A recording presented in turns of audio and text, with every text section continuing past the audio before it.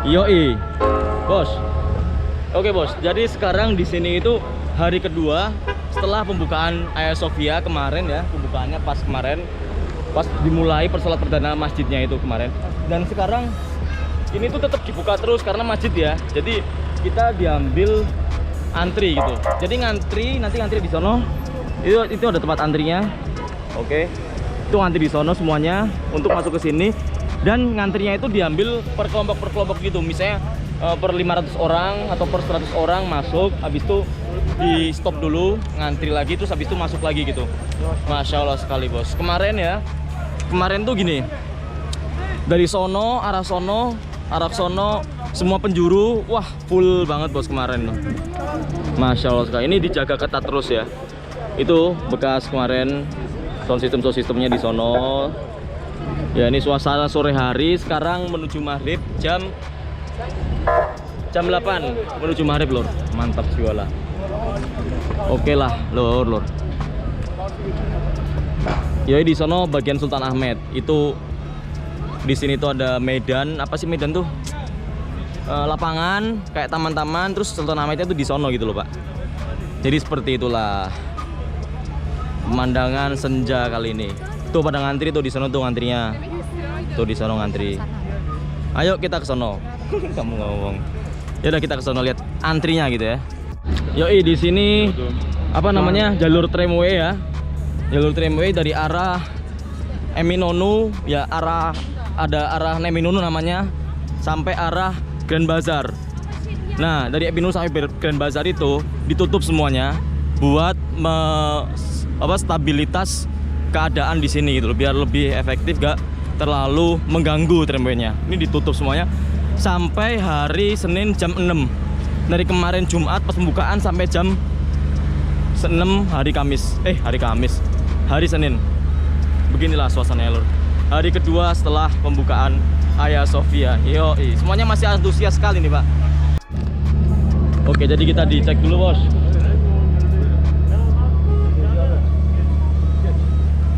Masuk kawasannya sekarang dicek, yang biasanya nggak dicek sekarang dicek. Cuman masuk sini padahal ya.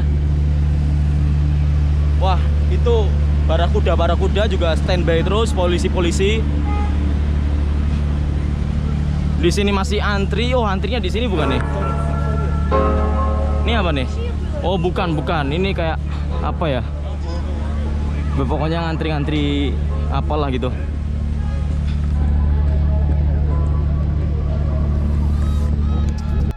Yoi, suasana senja di Bumi Utsmani lor, Khilafah Utsmani.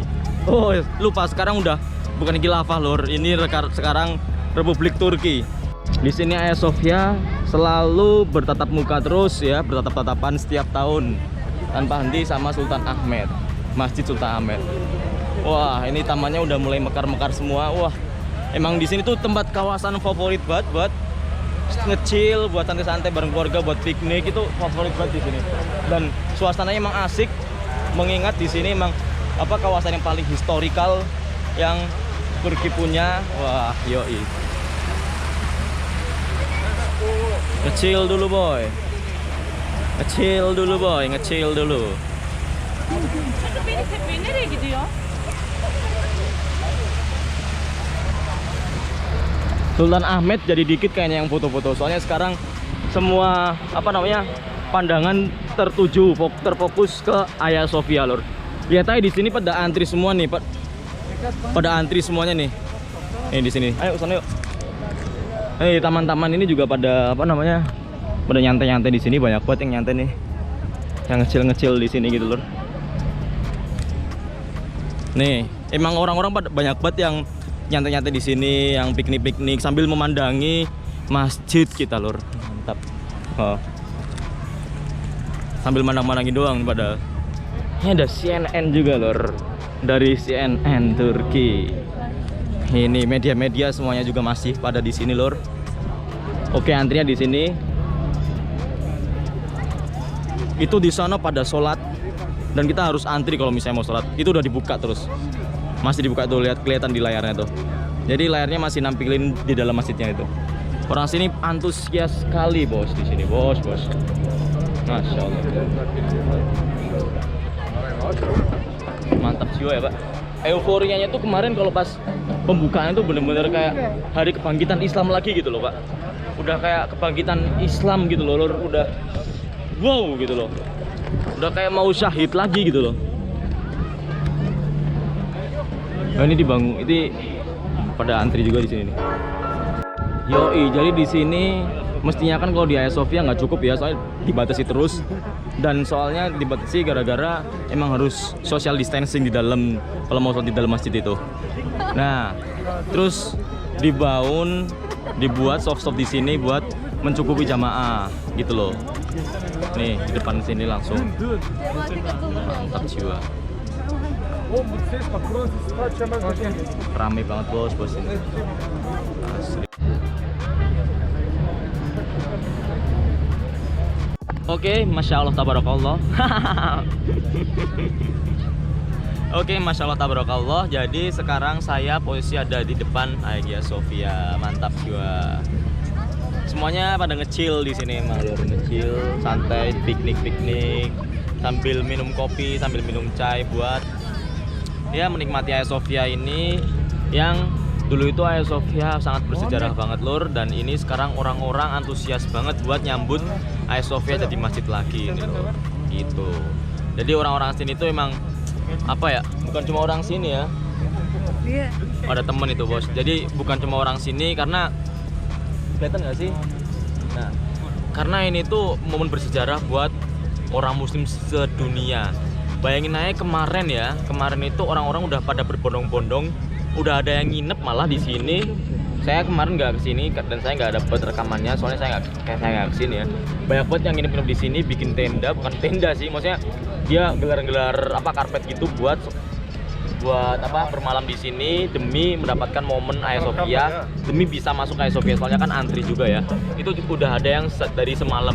Nah, dan itu saya kemarin aja jam 9 sampai sini tuh ya, sampai sini jam 9, dari rumah jam 8 itu udah full banget ya. Intinya lihat aja tadi, kelihatan kan tadi kan. Nah itu. Nah, saya pengen bacain apa namanya? Saya pengen cerita sedikit tentang sejarah Hagia Sophia nih. Karena saya nggak tahu, saya makanya baca artikel Lur. Oke. Ya tahu lah dikit-dikit, tapi kan sejarah yang lebih dalam itu kurang tahu gitu loh. Dari awal mulanya banget gitu loh. Jadi Hagia Sophia pertama kali dibangun sebagai gereja katedral oleh dua arsitek terbaik, Isodros dan Anthemius, di bawah kekaisaran Bizantium. Namanya aja udah nama-nama apa namanya, ortodok jadul gitu loh Lur. Bizantium, kerajaan kekaisaran terbesar di zamannya Kristen pada abad ke-6. Abad ke-6 itu berarti 600. Dalam artikel Anadolu dijelaskan pembangunan Hagia Sophia yang dimulai pada 532 selesai dalam waktu singkat, dalam 5 tahun. Berarti orang dulu ya kalau bangun kayak gini dalam waktu 5 tahun, dan berarti hitung-hitungannya jelas banget gitu loh. Lawang marmernya aja di dalam itu gede-gede Lur. Pintunya gede-gede itu kayak orang-orang raksasa paling kayak dulu tuh ya. Hagia Sophia adalah gereja terbesar yang dibangun oleh Kekaisaran Romawi di timur Istanbul. Situs itu dibangun ketiga kali di tempat yang sama. Jadi dia itu apa namanya, termasuk gereja terbesar di dunia. Soalnya pengen nyiptain di zaman itu, Bizantium pengen nyiptain tempat ibadah untuk umat Kristen yang terbesar di dunia. Ya kayak gitu loh intinya. Bangunan itu dinamakan Megale Ecclesia, gereja hebat, yang artinya ketika pertama kali dibangun dulu diubah menjadi Hagia Sophia sejak abad ke-5 yang bermakna kebijaksanaan suci. Hagia Sophia telah hancur berkali-kali sepanjang sejarah dan kerusakan terbesar selama serangan tentara salib yang keempat.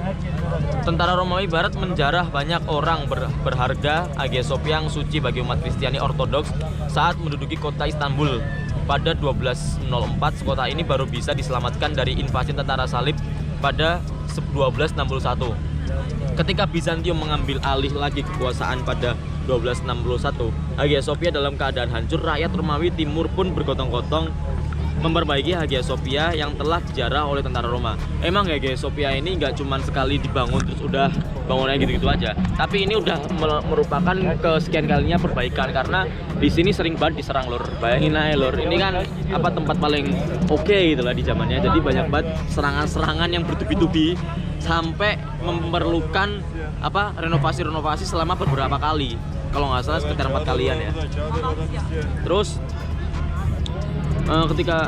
namun gempa bumi, terus langsung aja Hagia Sophia dikonferensi menjadi masjid ketika Sultan Muhammad Al-Fatih 1451 sampai 1481 menaklukkan Istanbul pada tahun 1453, menaklukkan Konstantinopel. Itu pas perang yang ada disebutkan di dalam Quran, sebaik-baiknya pemimpin itu adalah pemimpin ini gitu ya. Terus sebaik-baiknya pasukan itu pasukan ya ini gitu loh, yang menaklukkan Hagia Sophia ini, ya nggak sih? Ya kan?